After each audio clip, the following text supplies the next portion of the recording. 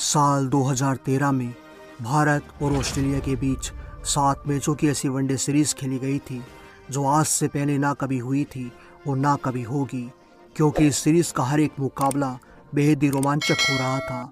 7 मैचों की सीरीज में से दोनों टीमें 2-2 मैच जीत चुकी थी, तो वहीं 2 मैच बारिश की वजह से रद्द हो चुके थे। अब सीरीज का 7वां यानी कि आखिरी मुकाबला 2 नवंबर को चिन्नास्वामी के मैदान पर खेला जाना था और अब कंगारू इस आखिरी मैच को जीतकर इस वनडे सीरीज को फतेह करना चाहती थी और भारत को उसी की सरजमी पर धराशायी करने को बेताब थी। लेकिन रोहित शर्मा ने कंगारू के अरमानों पर पानी फेर दिया और उस दिन रोहित शर्मा कंगारू के लिए साक्षात काल बन गए और उनका सर्वनाश कर दिया। और रोहित शर्मा ने एक ऐसी पारी खेल डाली जो आज भी कंगारुओं के सपनों में आती है। और यहीं से शुरू हुआ था रोहित शर्मा से हिटमैन रोहित शर्मा बनने का सफ़र। तो भारत और ऑस्ट्रेलिया के बीच खेले गए इस हाई वोल्टेज मुकाबले की पूरी हाईलाइट हम आपको दिखाने वाले हैं। लेकिन वीडियो शुरू करने से पहले अगर आप भी रोहित शर्मा को एक शानदार कप्तान मानते हो तो इस वीडियो को एक लाइक जरूर करें। तो आइए इस कहानी को शुरू से शुरू करते हैं। इस शानदार मैच की शुरुआत होती है कंगारू टीम के कप्तान जॉर्ज बेली ने टॉस जीतकर भारतीय टीम को पहले बल्लेबाजी करने के लिए आमंत्रित किया और भारत की ओर से रोहित शर्मा और शिखर धवन की जोड़ी पारी की शुरुआत करती है। भारत की शुरुआत काफ़ी शानदार रही और धवन ने पारी के तीसरे ओवर में लगातार 3 छक्के मारकर कंगारुओं पर धावा बोलना शुरू कर दिया। तो वहीं रोहित शर्मा भी कहाँ खामोश रहने वाले थे। रोहित शर्मा ने भी कंगारू गेंदबाजों की पिटाई करनी शुरू कर दी। कंगारुओं के पास भारत के इन दोनों ही बल्लेबाजों का कोई तोड़ नहीं था।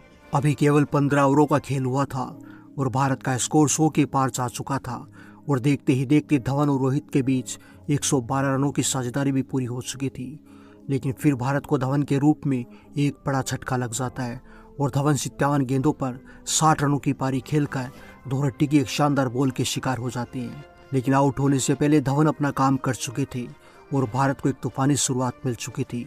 अब यहाँ से भारत का स्कोर 300 के पास जाना तय था। धवन के आउट होने के बाद विराट कोहली मैदान पर आते हैं और अब रोहित शर्मा और विराट कोहली की जोड़ी मैदान पर होती है। लेकिन रोहित और विराट का साथ ज़्यादा समय तक ना रहा, क्योंकि एक शॉट के दौरान विराट कोहली रोहित शर्मा की गलती की वजह से रन आउट हो जाती हैं। अचानक से पूरे मैदान में सन्नाटा पसर चुका था, मानो भारत के दर्शकों ने मौत का मंजर देख लिया हो। तो वहीं कंगारू खुशी के मारे मैदान में कूद रहे थे।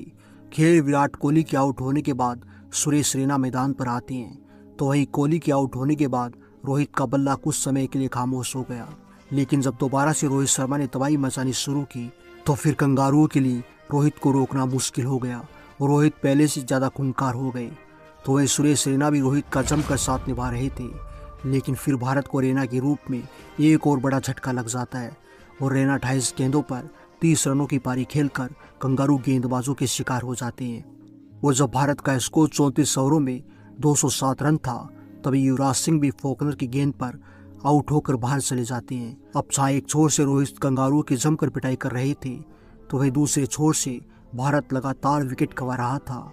खैर युवराज के आउट होने के बाद महेंद्र सिंह धोनी रोहित का साथ देने के लिए मैदान पर आते हैं और इसी बीच रोहित शर्मा ने एक शानदार शॉट लगाकर अपना शतक पूरा कर लिया। अब भारत का स्कोर 38 ओवरों की समाप्ति तक 218 रनों तक पहुंच चुका था और भारत के हाथों में अभी भी 6 विकेट बाकी थे, यानी भारत ने अभी तक केवल 4 विकेट गंवाए थे। तो वही शतक पूरा होने के बाद रोहित शर्मा ने अपने बल्ले से जमकर कोहराम मचाना शुरू कर दिया और मैदान का हर एक कोना रोहित के छक्कों से कांप रहा था। रोहित शर्मा की इस विध्वंसक पारी से बचना कंगारू के बस की बात नहीं थी। फिर सामने कोई भी गेंदबाज हो उसका वही हाल होता जो रोहित चाहते। अब ऐसा लग रहा था कि जैसे रोहित को पता ही नहीं कि क्रिकेट में सिंगल डबल भी लिया जाता है। तो वहीं धोनी भी रोहित शर्मा का बखूबी साथ निभा रहे थे।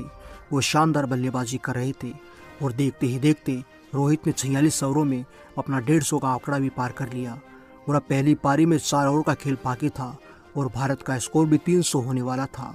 तो वहीं रोहित भी अपने दोहरे शतक की तलाश में थे और रोहित शर्मा ने इसी तलाश में दोहरट्टी को अपना शिकार बनाया और ओवर में 26 रन ठोक दिए। अब छक्कों की परले आ चुकी थी जिसे रोकना किसी के बस की बात नहीं थी और यहाँ से हर एक ओवर में करीब करीब 20 रन आ रहे थे।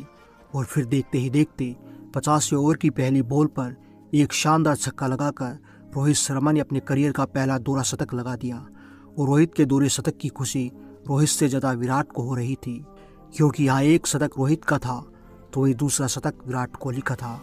रोहित के लिए ये पारी सबसे खास थी क्योंकि ये एक अहम मुकाबले में आई थी और साथ ही सचिन सहवाग के बाद रोहित शर्मा का नाम भी दोहरा शतक लगाने वालों में चुक चुका था। खैर, रोहित शर्मा के 209 और महेंद्र सिंह धोनी के 65 रनों की तूफानी पारी की मदद से भारतीय टीम ने कंगारुओं के सामने 383 रनों का एक विशाल टारगेट सेट किया। अगर देखा जाए तो ये टारगेट काफ़ी बड़ा था, लेकिन भारत के सामने एक ऐसी टीम थी जो मैच की आखिरी बॉल तक हार मानने को तैयार नहीं होते। खैर, अब कंगारुओं को इस मैच को और इस सीरीज को जीतने के लिए 384 रनों की दरकार होती है।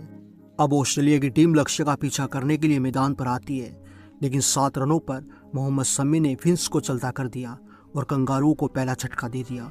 उसके बाद ह्यूज ने पारी को संभाला और स्कोर को तेजी से 50 के पार पहुंचा दिया, लेकिन तभी अश्विन ने ह्यूज को युवराज के हाथों केस करवा के चलता कर दिया और कंगारुओं को दूसरा झटका दे दिया। अब कप्तान जॉर्ज बेली मैदान पर आते हैं, लेकिन वो भी ज़्यादा समय तक क्रीज पर टिक नहीं पाए और धोनी के मास्टरमाइंड की वजह से रन आउट हो जाते हैं। कंगारू इस झटके से उभर पाती उससे पहले अश्विन ने हेडन को बोल्ड कर दिया। अब ऑस्ट्रेलिया की टीम 17 ओवरों की समाप्ति तक मात्र 74 के स्कोर पर अपने 4 विकेट गंवा चुकी थी और लक्ष्य यहाँ से काफ़ी दूर था।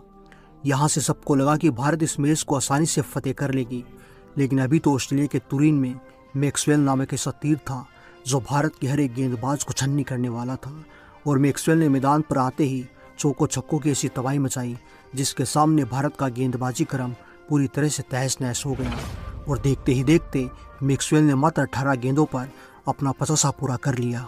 लेकिन फिर 132 के स्कोर पर शमी ने वोक्स को बोल्ड मारकर कंगारू की आधी टीम को बाहर का रास्ता दिखा दिया, लेकिन खतरा अभी टला नहीं था क्योंकि मैक्सवेल नामक बला अभी भी क्रीज पर मौजूद थी और वो कभी भी भारत को हार के दर्शन करवा सकती थी। लेकिन उसके अगले ओवर में विनय कुमार ने खतरनाक मैक्सवेल को शिकार कर लिया और जडेजा के हाथों केस करवा के मैक्सवेल को भी रवाना कर दिया।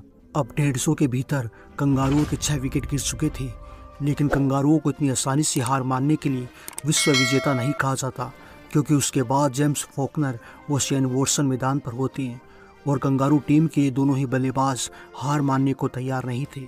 अब दोनों छोरों से लगातार चौको छक्कों का तूफान आ रहा था और उसी बीच फॉकनर ने अपना 50 पूरा कर लिया, तो वहीं वॉटसन भी मात्र 22 गेंदों पर 49 रनों की पारी खेलकर नाबाद खड़े थे और ये दोनों ही बल्लेबाज अपनी टीम को जीत की ओर ले जा रहे थे। लेकिन फिर जडेजा कंगारू के लिए काल बनकर आए और वॉटसन को आउट करके कंगारू टीम को 7वां झटका दे दिया और उसके बाद जडेजा ने कोल्टर नाइल को भी चलता कर दिया। अब कंगारुओं के एक छोर से लगातार विकेट गिर रहे थे, लेकिन फॉकनर अभी भी भारत के लिए संकट बनकर मैदान पर खड़े थे और वो लगातार चौको छक्कों की बरसात कर रहे थे और देखते ही देखते मात्र 57 गेंदों पर ही फॉकनर ने अपना शतक पूरा कर लिया। अब 39 ओवरों की समाप्ति तक ऑस्ट्रेलिया का स्कोर 298 रनों तक पहुंच चुका था और अब 2 विकेट ऑस्ट्रेलिया के हाथों में थे और अब ऑस्ट्रेलिया को जीत के लिए 66 गेंदों पर 86 रनों की दरकार होती है, जो कि काफ़ी आसान लग रहा था क्योंकि फॉकनर शानदार बल्लेबाजी कर रहे थे। तो वहीं भारत के लिए अच्छी खबर ये थी कि भारत को मात्र 2 विकेट की दरकार होती है, लेकिन फॉकनर रुकने का नाम तक नहीं ले रहे थे और भारत के गेंदबाजों की अंधाधुंध पिटाई कर रहे थे। लेकिन फिर जडेजा ने मकाया को बोल्ड कर दिया और उसके बाद शमी की गेंद पर फॉकनर आउट हो जाते हैं और भारतीय टीम का ये जश्न बता रहा था कि भारतीय टीम ने इस मैच को कितनी मुश्किल से जीता है और इस जीत के साथ भारत ने इस मैच को फतेह कर लिया। तो वहीं इस सीरीज पर भी भारत ने अपना कब्जा जमा लिया और साथ ही कंगारुओं की घमंड को तोड़कर पूरी तरह से चकनाचूर कर दिया। तो वहीं रोहित शर्मा की शानदार पारी के लिए उन्हें मैन ऑफ द मैच के खिताब से नवाजा गया। तो दोस्तों, अगर आपको भी भारत की शानदार जीत पसंद आई हो तो इस वीडियो को एक लाइक जरूर करें। आज के लिए इतना ही, मिलते हैं अगले वीडियो में एक और कहानी के साथ। तब तक के लिए जय हिंद, जय भारत, वंदे मातरम।